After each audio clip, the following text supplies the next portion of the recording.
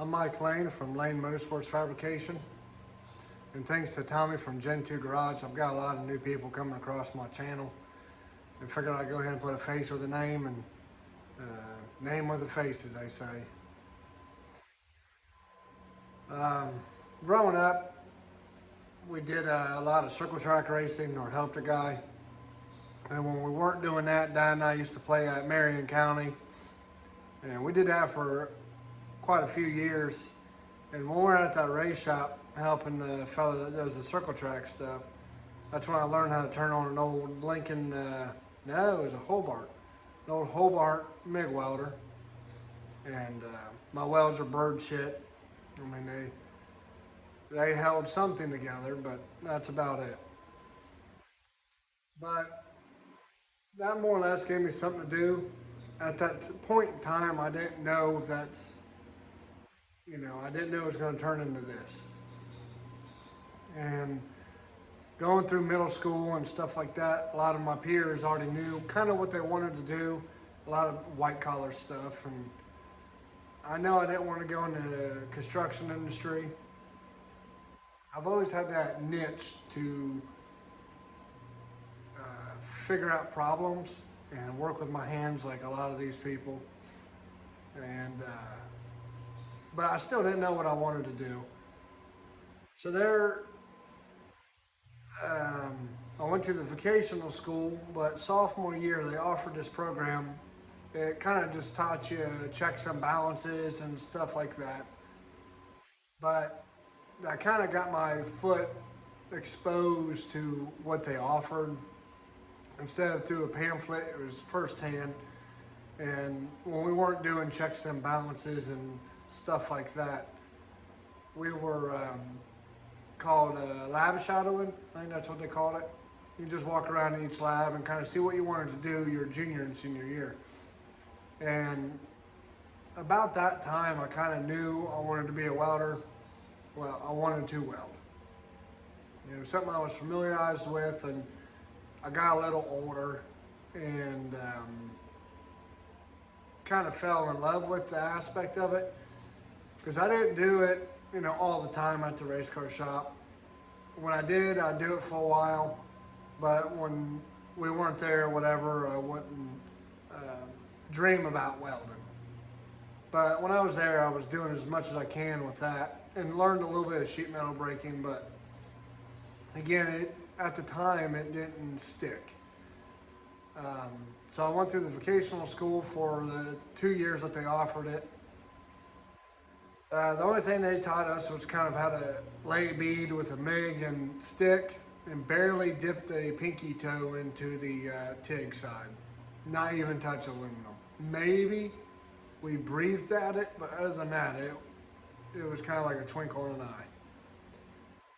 But right out of high school, I got with this company that built, it was what do they call it? A production. It was a production style, like TIG welding job. Stainless steel, did all the appliances for Wendy's and Taco Bell and stuff like that. Everything that's stainless steel probably came from that facility that I worked at. And I just sat in an office chair pretty much with a fab table and just welded. And doing that kind of started opening my eyes of what I wanted to do. And I still wanted to stay in the welding side per se, but I wanted to do something that involved a little bit more thinking, the fabricating side. I don't like sitting and welding all day unless there's the equal amount of fabrication involved. Some days you don't want to fabricate, some days you do, and the days you don't want to fabricate, you want to weld and whatnot. Anyways, so about 6 months, I was there for about a year, but the last 6 months, I'd say I was lightly looking for another job, nothing serious. I was 19 or 18, and going on 19, and that's when I had my firstborn.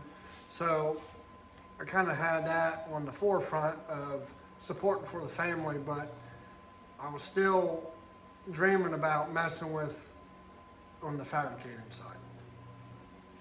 And about that, I would say about the last month, I started looking for jobs. And since I already had a job, I wasn't really hurting to find another job. I was just trying to find one that made sense for what I wanted to do at that time. And I ended up going to do broadcasting trailers. There's a little bit more of the fabricating side. They pretty much have about 6 different blueprints for each trailer, and that's what you're building them to. But it taught me a lot as far as, outside arena tape measure. Learn a little bit of the math side and stuff like that. But it still wasn't that itch I wanted to scratch. Or it didn't scratch that itch I was looking for. That's better. And so I was there for about 6 months, and then I ended up going to a job that was working on tank cars for the railroad. That one, I moved to there not for the fabricating stuff. I had equal or a little bit more of the fabricating side, but it offered more pay and better benefits. That's the main reason why I went there. And I was working my way up, getting certified and all the different things they wanted to offer, but mainly cutting things out with a torch and stick welding it in, or dual shield, which is flux core and argon mix. Did a lot of that. Then I ended up getting laid off about 1.5 years in, and I needed to still support my family, so the next job I found that was relatively close to the industry I was in was a junkyard, or scrapyard, however you want to look at it. Started as a welder. I had a little bit more of the thinking side, which that's what I like. I like to be able to kind of think it through rather than have someone already think it through and you're just building it. I was there for about I think I was there for 16 months, maybe 14 months. But the last few months, I'd say the last 4 months I was there, I transitioned into a heavy diesel mechanic. It wasn't my choice. It was, one of those things, the employer found out what you can do and he's going to take advantage of your skill set, basically. And I'm not mad about it. It's just, so when I started getting miserable doing that stuff, and there was no hope of me going back to the fabricating side, one of the guys I grew up with that also circle track raced, he is a ex-IndyCar fabricator. And I messaged him and asked him if he had a job opening or something I could come in the evenings after my day job just to come in and, sweep the floor just to learn something, basically. And about that time is kind of what the automotive fabricating started dabbling in my head. But again, I didn't take it all that serious. So I casted that line to my mentor now, and I ended up reeling it in. There was a job opportunity that came up that required us to hand build race cars. And because of that job, it changed my life, dramatically. And set in stone to what I do. But when I was there, we would hand build everything. Other than like your basic stuff you're going to bolt on. If it was cheaper to buy it than it was for us to fabricate, that's what we'd do. But I'd say 98% of the stuff we fabricated for that car. Brake caliper brackets, rear end mounting. We used the 2.3 EcoBoost out of the Ford Edge and Mustang and Focus and stuff like that, along with the 8.8 rear end, the independent rear end, I believe out of the Mustang as well. And correct me if I'm wrong, I'm pretty sure that's what it came out of. But everything else we did. I mean, machining, sheet metal work, you name it, we did it. And I learned a lot. And my mentor, like I said, he was an ex-IndyCar fabricator, so detail mattered. I mean, it mattered. So making it look good, paying attention to the very smallest things. If a washer's on backwards, you know, every washer, just in case no one knows, but every washer has a shiny side and a dull side, and the shiny side's the side you like to put out because it's a little more appealing, just the way it went through the stamp.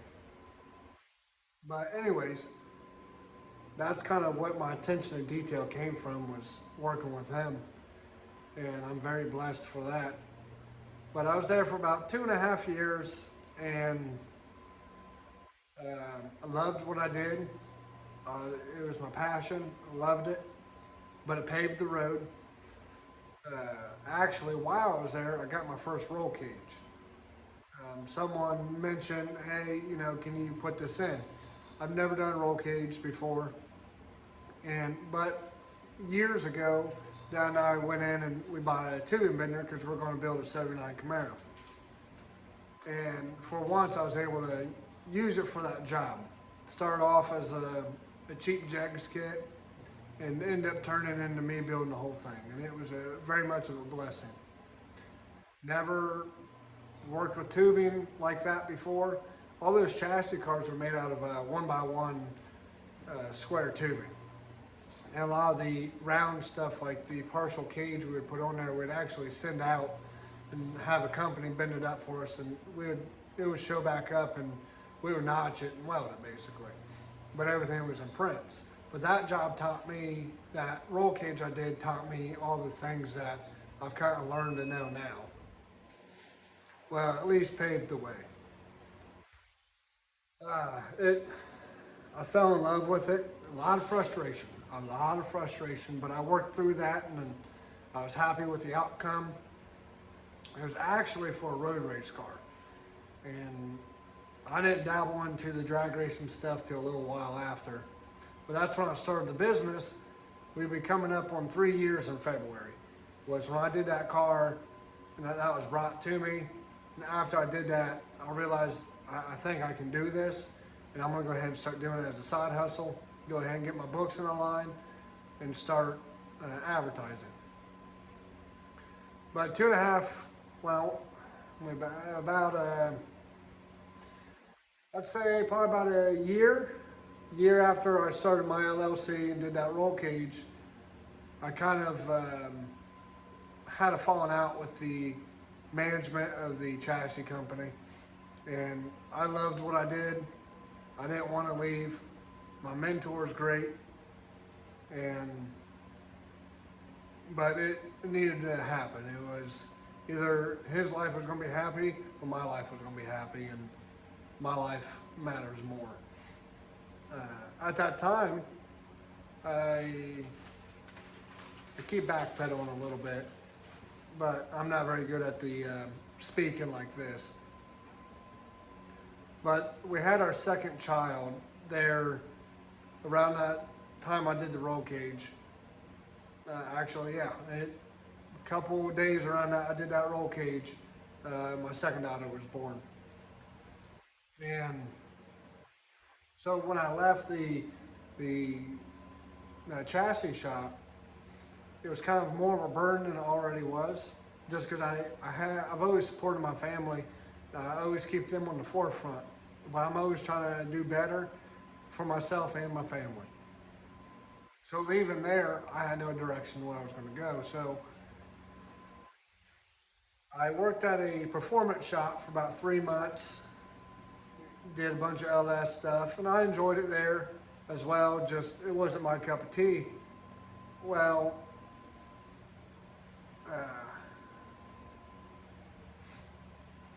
every day I'd go in there, I felt miserable. It wasn't who I worked with, it was one of those jobs where that once you start messing up a few times, you know, little things I've done a million times. You know, forgot to connect the battery, or little things like that, that started eating away at me, because I'm not like that. I might forget once or twice, but I'll remember, you know, throughout. But if the little things I keep doing, I keep messing up, and it's my fault. But it was starting to mentally drain me.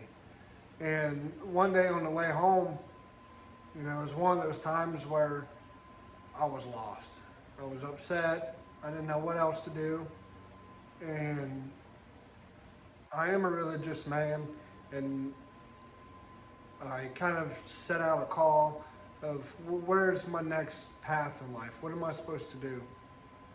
And that's when I realized, because I've asked before, I prayed about it before, and I ended up getting a job, doing my business, but it didn't click for me yet.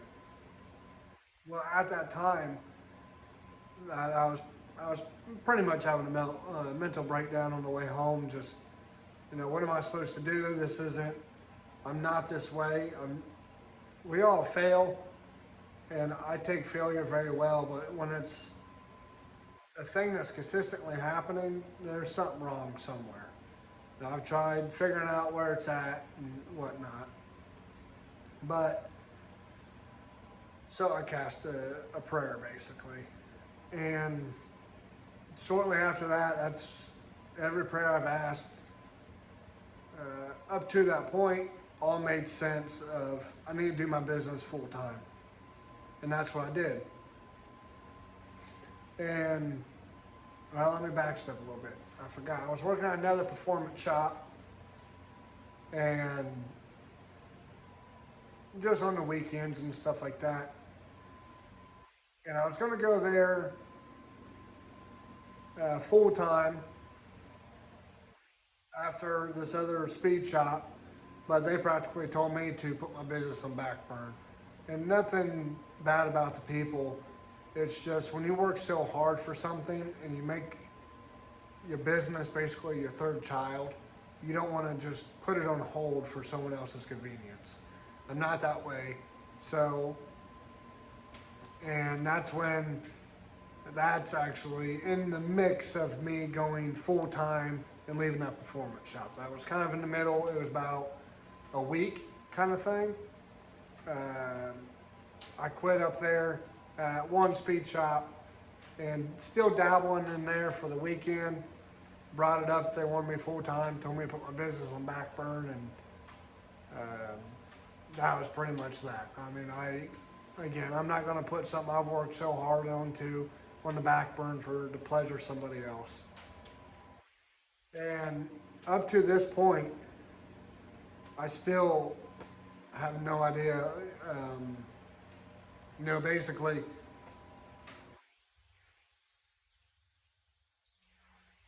and that's how I became full time for myself.